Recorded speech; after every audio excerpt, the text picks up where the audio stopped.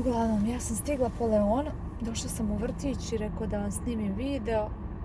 Htjela sam danas dok sam išla kući, međutim, nisam, međutim što sam radila danas kad sam išla kući. U stvari spremala sam ručak danas, da. Spremala sam često večer danas kad dođemo kući sa posla, da je sad spremna je večera. A ova moja kosa, nova što raste, tako stoji. Nekad se spusti, ali... Okej. Uglavnom, dobrodošli novi video. Evo, nisam dugo vam snimala ovako, nisam se dugo javljala. Ovdje je danas 14. februar, dan zaljubljenih, to je u Americi onako velika stvar. Kao kod nas 8. mart, ovdje svi kupuju cvijeće i gdje god idete svi vam čestitaju dan zaljubljenih. Danas je znači srijeda. Htjela sam da vam snimim video što se tiče Leone i vrtića, neki mali update i da vam se prvenstveno zahvalim na svim porukama. Naravno i Vlados također vam se zahvaljuje, on nije sad tu sa mnom. Dobili smo baš, to je pisali ste baš puno komentara ispod videa, posebno onog prvog koji smo objavili. I taj video uopšte nisam ja planirala da napravim, nego sam u petak, dan uoči njenog rođendana, sam bila na poslu i rekao mogla sam da joj napravim video, jedan tako od rođenja pa sad do 12. mjeseca, i ja sam tu na poslu za nekih sat vremena izeditovala i stvarno ispalo super i vidim da vam se baš svidio taj video. I onda smo nakon toga u subot snimali rođendan. Tako da evo, želim svima da vam se zahvalim na predivnim čestitkama, na željama, na podršci, na divnim riječima. Stvarno su komentari predivni i vaše želje i za Leon hvala vam puno od srca. Mi smo se potrudili da pročitamo dosta komentara, ali bit ću iskrena, nismo pročitali sve. Stvarno smo u haos ovu sedmicu, ovih dana i ovaj vikend, tako da nismo stigli sve da iščitamo na Instagramu. Ja sam se potrudila da većinu odgovorim, ako nekom nisam, stvarno nemojte da zamjerite, ali svaki komentar ćemo pročitati. Ako nismo pročitali još, uvijek pročitat ćemo, čim malo uhvatimo vremena.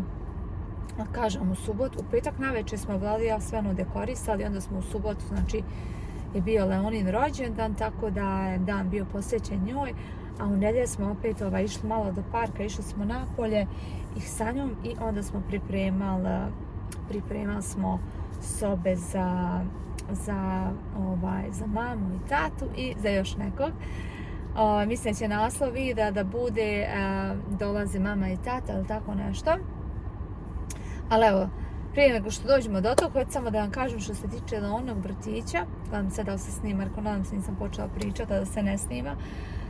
Što se tiče Leonog vrtića, on ovdje za prvi rođendan ništa ne donosite, zato što je ona u grupi sa bebama. Ovdje najmlađe bebe mogu da krenu u vrtić kad imaju 6 mjeseci, znači to je najmlađi uzrast, do godinu dana. Znači ona u toj grupi, tu ih ima njih 10. Šta je ovo? Okej. U toj grupi ona je najstarija i njena drugarica Rebeka, mala Meksikanka koja je preslatka, sad čim ja dođem ona isto dopuže do ogradice, i još jedna koja je starija od Leone 10 dana, tako da njih 3 su tu iste, a ovi su ostali tako imaju po 5, 6, 7 mjeseci. I sad će da dođe jedna beba od ove još jedne tete koja radi tu na ulazu. Ona je se tek porodila u januar, tako da će ta beba da zauzme Leonino mjesto, a Leona prelazi u stariju grupu. Eto, oni su tu u ovoj grupi dok su bili, mi smo mogli da nosimo našu hranu, a sad prelazi od sljedeće sedmice u drugu grupu i kad uđete u vrtić, učionice su poredane tako da kreće se od najmlađih, pa onda sve kako se pomjeraju na desno kao starije i starija djeca. I ona sad prelazi u tu učionicu pored i u toj učionici su od 12 mjeseci do 18 mjeseci i samo ih je 5 u grupi i bude jedna teta, ali nekad kad ja dođem se desi da su čak i njih 2, znači ukoliko treba pomoć toj jednoj teti, onda dođe još i druga. Tako da će ona biti sad u toj drugoj grupi, ona prva prelazi i onda će njena drugarica Rebeka za 2 sedmice da prijeđe, njih 2 će biti zajedno svo vrijeme. I ono što mi je baš slatko u toj grupi, imaju ovako okrugli sto To jest kao oblik slova U i onda tako imaju 5 stolica koje su na tom stoli, onda ih sve tu stave i onda on tako jedu svi, baš su slatki. Tako da prelazi u novu grupu i ono što me raduje jeste da će ovdje sad baš imati raspored, jer u ovoj grupi u kojoj je sada, znači on spavaju kad god ko hoće, zato što su sve bebe i ne možete bebama da napravite raspored svima isto kad nisu svi umorni u isto vrijeme. Ali sad on nju već, to jest ima već mjesec dana kako Leona spava samo jednom dnevno i oko podne ide spavat i sad u ovoj grupi kad pređe tu će da spava od 12 do pola 3. Kako će tu da izgleda ja nemam pojma, zato što ona nikad ne spava tako dugo. Najduže što spava kući može sat i po, ali u prosjeku ona dnevno spava sat vremena i to je tu, nekad se čak desi i pola sata da odspava. Pa ćemo da vidimo, ali znaju on u vrtiću kad vide da druga djeca spavaju, on će da spavaju, ako ne spavaju leže i ćute, a kod kuće znaju da mogu drugačije. Ovdje imaju hranu u ovom vrtiću, rekla sam vam već da smo mi nosili našu hranu, ali sad kad pređu u ovu stariju grupu nemate više opciju da donosite vašu hranu, nego vaša beba mora da pređe na njihov meni, znači da jede njihovu hranu, oni imaju tu kuhinju. Međutim, ne serviraju doručak djeci, zato što neki dolaze ranije, neki kasnije, tako da beba treba kod kuće da jede. U stvari ne, to starije kad pređu u stariju grupu, sad može da donese doručak, da jede znači svoj doručak, svoj hran, i onda u 15 do 9 je užina, u 15 do 12, ne, mislim u pola 12 je ručak, ili 15 do 12 i od 12 do pola 3 je spavanje i u 3:15 je užina. Ona neće jesti tu drugu užinu zato što mi nju preuzmemo oko 3 ili nekad čak i ranije. I ako sad kad je budemo treba preuzeti, nećemo je preuzeti prije pola 3 jer će spavati od 2 do pola 3, od 12 do pola 3. Eto, to su neke novosti što se tiče Leone. I to je to. Jedna teta nam je otišla prije možda 2 sedmice, jedna cura koja je bila tu prva kad smo mi donijeli Leon i mnogo me se svidjela i tako me nekako postala draga i kažem ona je bila tu prva kad smo mi donijeli Leon prvi dan i prije 2 sedmice, 2-3 dana mi dolazimo i nje nema ujutro. I ja pitam ovu ženu koja je tu, pošto kad uđete imate kao recepciju, stoji ta žena koja je menadžer glavna tu, ja kažem pa reko gdje je ova teta, kaže ona više ne radi. Ne znam da li sam vam spominjala, tako mi nešto bilo žao i Leona se na nju navikla i ne znam, baš mi je bila draga cura i baš mi je bilo žao to što više nije tu. Jer sam ja čak jednom išla tu i ona je bila na pauzi, mi smo pričali nekih 15 minuta, tako ona me pitala odakle smo i to baš mi se svidjela. Ona može ima 22-23 godine, ali stvarno je fina cura. I ništa, ja odem na grupu, na Facebooku grupu škole i pronađem tamo neku sliku koju je ona komentarisala i pošaljem joj poruku, glasovnu poruku na Facebook. Rekao, nadam se da ćeš čuti poruku, eto želim da se zahvalim, eto što se pazila naš Leon, da kažem da nam je mnogo žao. I ona mi se odmah javila i tako kaže kao hvala puno što ste se javili, kao baš mi je drago, kao i vi ste me baš dragi Leona. I eto, ona me dodala tu na Facebook i ja kažem, rekao, i onda ja pogledam, kad sam na njeno ime i prezime nađem na Instagram, rekao, zapratila sam te ja na Instagram, rekao ja ne koristim Facebook. Tako da eto, baš je čestitala Leon rođena na Instagram i eto, drago mi na neki način da ćemo ostati u kontaktu. Ja kažem njoj, rekao, baš ako nikad se ne znam, možda se opet negdje sretnemo jer ona isto živi ovdje. Eto da, tako da, to je to što se tiče škole. A onda kad pređu u stariju grupu od 18 mjeseci do ne znam nije koliko mjeseci, onda mi je rekla ova teta da mora kod kuće da jede, jer kad dođe u školu onda će užinu, znači da imaju, neće biti ona opcija da donesu svoj doručak pa da jedu tu, nego trebaju jesti kući, tako da eto. To je to. Što sam vam još imala reći, ako da ne zaboravim nešto, što tiče onog vrtića. Jo, vidjeli ste video i kad je vidjela Leona tortu. Kad je počela da jede, a baš je bila lijepa torta, napravila sam baš onako lijepu krem i onda ona kad je to zgrabila, bilo je baš mekano. Nisam rekla u onom videu da, eto, svi su napisali kao proletit će godina dana, brzo će proleti vrijeme i baš smo Vlado i ja pričali neko večer da nekako ne znam, ne mogu da kažem da mi je proletla godina dana. nekako sad kad pomislim kako ona bila nam onako malena i imam osjećaj kao da je to bilo baš davno i kad pomislim šta smo sve prošli sa njom, bili smo u San Antoniju, onda smo se pakovali, pa selidba, pa raspakivanje, pa smo putovali, pa svašta nešto, pa je ona krenula u vrtić. Tako da nekako, ne mogu da kažem da mi je brzo proletlo. Kaže Vlado, imam osjećaj, kaže, kao da ona sa nama već godinama tu, eto. Tako da, nekako baš smo uživali u svakom tom, da kažem, njenom mjeseci odrastanja i sve te faze. I sad je sve zanimljivija i zanimljivija kako raste, još sad kad počinje da priča. Ok, da nastavimo. Morala sam da prekinem, da se javim, imala sam poziv, uglavnom da ona sad se itekako buni kad joj kažete ne za nešto, jer joj to ne odgovara.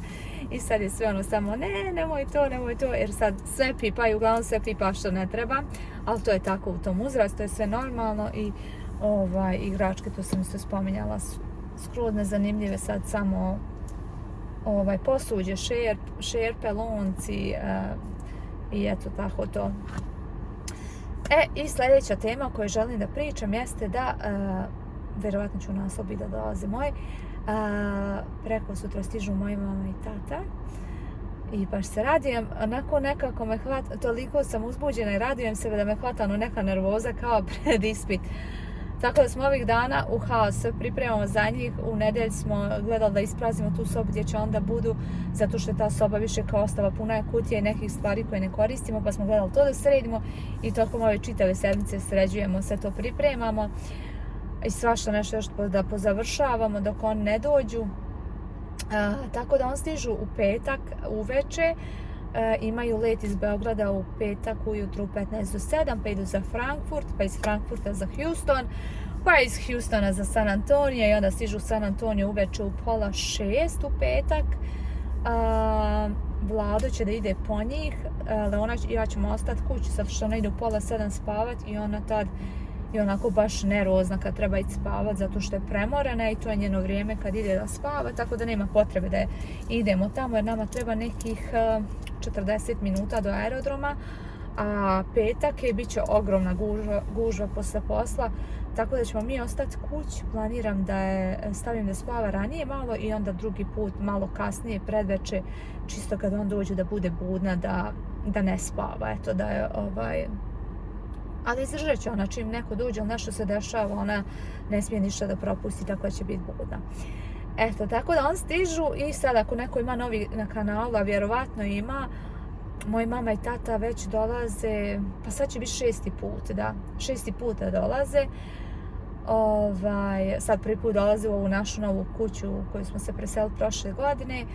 I imamo svakakvih nekih projekata, tako da se radujem jer on kad god dođu, uglavnom im je dosadno zato što nema tu nekog posla da rade, oni su navikli uvijek da rade nešto, da imaju obaveza. Ovdje kad dođu, obaveza jedino da jedete, šetate, obilazite mjesta, a sad će tata i Vlado da radi laminat, gore da stavljaju, pa imamo tu montažnu garažu, pa će mama da nam šije zavjese, to jest paravane, da stavimo one duge u dnevni boravak i tako imamo svašta nešto, tako da sam raduju da imaju što da rade.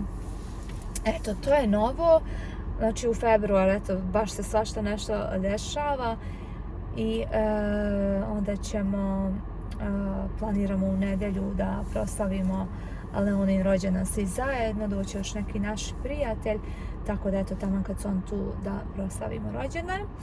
A još jedna novost jeste da ne dolaze sami, nego sa njima dolazi još neko koji ima posebno mjesto u mom srcu, a to je Benjamin. I sad vi isto koji pratite duže znate da je Benjamin prvi sin, to jest najstariji sin od moje sestre. Moja sestra ima 2 sina, ima sina Benjamina koji ima 10 godina, ima blizance, oni imaju 3 godine. Ali Benjamin je onako poseban, ja kažem uvijek, on je kao moj sin. Uvijek sam to govorila, tako da i neko je baš pisao u videima. Dok sam bila kući, kao vidi se posebna veza između tebe i Benjamina. Naravno, ja ih volim sve troje podjednako. Kažem, to su kao, i stvarno je to, kažem, kao da su tetke, kao druge mame i ja kad se Benjamin rodio sam imala osjećaj, Bože, kao da sam ja rodila to dijete, kao da je on moj, nisam mogla vjerovati tako i kad sam imala taj osjećaj, kad sam ga iznosila iz bolnice, rekao, ne znam kakav je onda, ne mogu zamisliti kakav je osjećaj kad imaš svoje dijete, kad je takav osjećaj za ove dijete od tvoje sestre. Tako da, eto, Benjamin je bio ovdje 2019. godine sa mojom mamom i sa mojim tatom. Čisto smo eto kao probali da apliciramo za njega. Tu mi jedna prijateljica me rekla, kao što ne probaš, barem Benjamin ne dođe.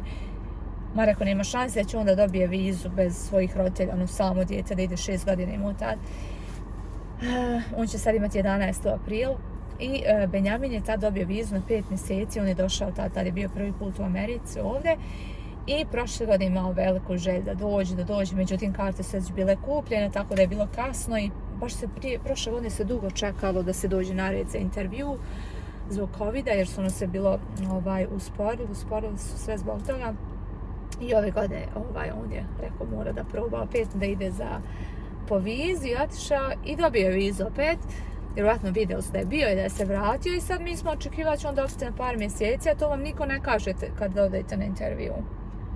I nakon 2 dana moj zet me šalje sliku, kaže kao sigurno mi je pasoš, kao ne možemo vjerovati, dobio je na 10 godina viz, tako da mi smo bili svi u šoku, nismo mogli vjerovati. Eto, to je to, tako da, što mi možda vam kažem, ništa, vjerovatno ćemo nešto snimati malo i sa mamom i tatom, ali Benjamin voli da se snima, tako da ćemo snimati on i ja. Sad vjerovatno ćete me mnogi pitati, a što ne dolaze vladni roditelji, zašto dolaze samo tvoji roditelji, gdje su oni? Prošle godine kad su bili moji mama i tate, bilo je tako komentara da ljudi su pisali kao nije u redu što dovodiš svoje roditelje, što ne dovodiš vladne roditelje, kao samo tvoji roditelji, a vladni roditelj ništa. Mislim, ljudi moji, ja ne dovodim svoje roditelje, niti mogu da dovedem vladne roditelje, ni vladnu sestru, ni vladnog brata, ni moju sestru, da mogu, ja bi rado njih sve ovako dovela, uzela karte i rekla hajde svi dođite kod nas. Međutim, to nije baš tako ljudi lako. Vjerovatno ljudi koji nisu upućeni misle da je to samo da kupite kartu, da neko sjedne na avion i da dođe. Eto, da zavisi od mene ili od vlade, evo mi bi sutra to odradili da on dođu svi, da kažem, ali jednostavno na neke stvari ne možemo mi da utičemo i ako Bog da, doći će i on jednog dana, ali morate da znate da neki ljudi se plaše aviona, neki ljudi ne mogu zbog zdravstvenih razloga, neko ne može da dobije vizu, tako da nije samo da sednete u avion i da idete. Tako da Amerika je nešto mnogo više od toga i eto, samo da kažem na tu temu, tako da to je to, ali eto, ako Bog da, doći će i on jednog dana ovdje. Opet mi se prekide. Još sam htjela da vam kažem, predugo snimam već Leona, trebala sam već da pokupim, ne volim da ostavljam duže, ali već koliko traje video, rekao da vam ovo snimim. Uglavnom, što se tiče naših roditelja, znači one nisu dio ovog kanala, ovo je moj Vladin i Leonin, Vladin i moj kanal, a eto kad smo sa našim onda nešto malo samo snimimo, ali on stvarno nisu u tom svijetu YouTube-a, nisu zato da se snimaju javno, da prikazuju svoj život javno i mi to poštujemo, ali eto ja nekad kažem hajde malo samo da vas snimim, ali on uglavnom to ne vole, tako da niti ih mi forsiramo, ali eto nekad nešto malo ubacimo, tako da eto čisto da i to naglasim i eto to je to. Idem po svoju bebu sad pa ću da vam je snimim, stvarno ona više nije beba. Ja govorim da je beba, ali ona stvarno više nije beba, ona je porasla, ljudi ne mogu da vjerujem. Pa ću da vam je pokažem na kraj videa. Pogledajte koga sam pronašla. Svoju bebu, veliku bebu. Gdje si? Kako si provela? Kažu, etes bila baš dobra. Inače, danas svi bilo obučeno ovako za Valentinovo, neke bebe imaju, piše moje prvo Valentinovo. Jesi bila dobra? Kako je bilo u vrtiću? Kažu teta, kako je dobra, kako se lijepo igra, ali oduševljene su najviše. Molim, evo idemo. Samo mama završi video, idemo. Najviše su oduševljene kako jede, jer ona voli da ručka, sve da se ručka. Idemo sada malo da pijemo mlijeka. Mlijekce.